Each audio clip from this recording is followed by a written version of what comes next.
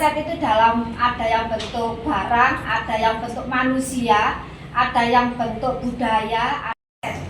Aset yang utama adalah aset manusia, SDM. Bapak Ibu ini semua adalah aset kita.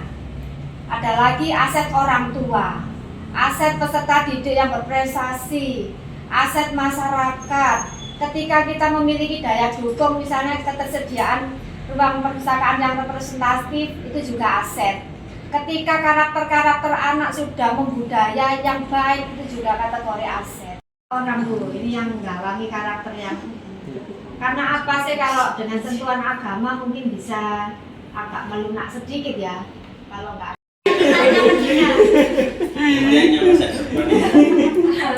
jika masa depan Pak Andre pasti kan dalam waktu dekat ya. Amin. Ya. Baik, nah, terkait dengan ini kan masa depan, Insya Allah siap Bu.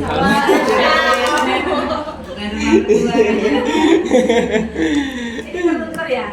Nah, mengelola keuangan sekolah dan akan kita lakukan untuk mewujudkan visi misi sekolah.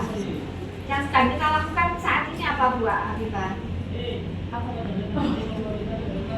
Apa yang Bu Afifah sedang lakukan sebagai seorang aset di SMI 1? Setidaknya memperbaiki diri sendiri, memperbaiki kinerja, ya. Ya. Bagaimana efektivitas kegiatannya? Apa kesuksesan, hambatan dan tantangan? Bu Kutsia, coba apa kesuksesan, hambatan dan tantangan?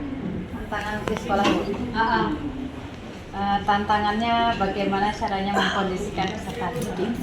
Mengkondisikan peserta didik ya. Ya, dalam kelas supaya anak-anak menjadi anak yang kreatif, aktif dalam belajar.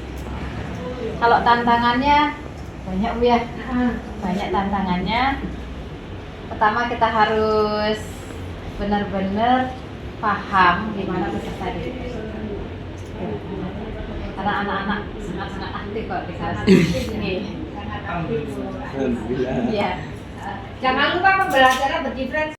Di kampus itu sebenarnya sudah dipelajari mengenai perangkat pembelajaran untuk kampus mengajar. Nah, di sini alhamdulillahnya udah banyak ilmu yang didapat mengenai perangkat pembelajaran yang sebenarnya itu bagaimana, dan perangkat pembelajarannya itu memang benar-benar harus mengikuti kampus mengajar gitu. Yang kemarin kita buat hanya sekilas saja, hanya teori saja. Nah, kita tinggal menerapkannya di sini. Jadi banyak yang didapat sebenarnya di sini.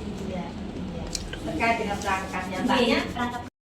Ini tanya Bu, seandainya dimaksimalkan kita setiap pertemuan, jadi anak-anak tidak ribut dengan api. Iya betul, itu mau saya Pak. Ya, ini seandainya Apa perlu pakai surat Pak? Ya. Seandainya masukan kita ibu punya peraturan apa itu ada, Oh gitu ya, tata tertib ada penggunaan HP regulasinya, ya.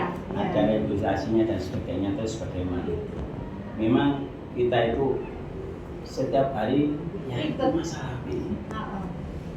Dan itu kebutuhan. Yang tidak suka ketika gurunya bercerita dia tidak suka, sukanya ke the point katanya.